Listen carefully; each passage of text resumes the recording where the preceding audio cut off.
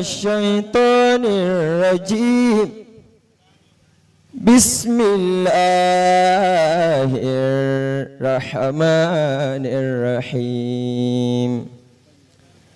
فإذا قرأت القرآن فاستعذ بالله من الشيطان الرجيم.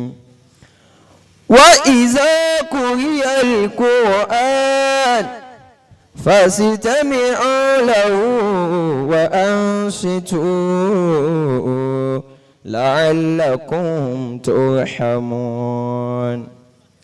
من عمل صالحا فلنفسه ومن أساء فعليها وما ربك بظلام للعبيد.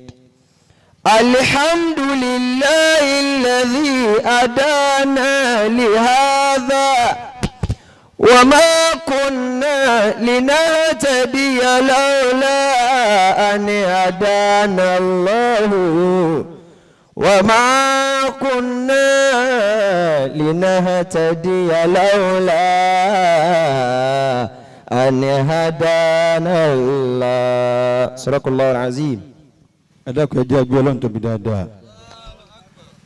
àwa ta nífẹ̀ẹ́ kùránì náà pọ̀ láàyè yìí díẹ̀. Allahu akbar kabira. Khalifa wa tí wọ́n ké kùránì fún wa.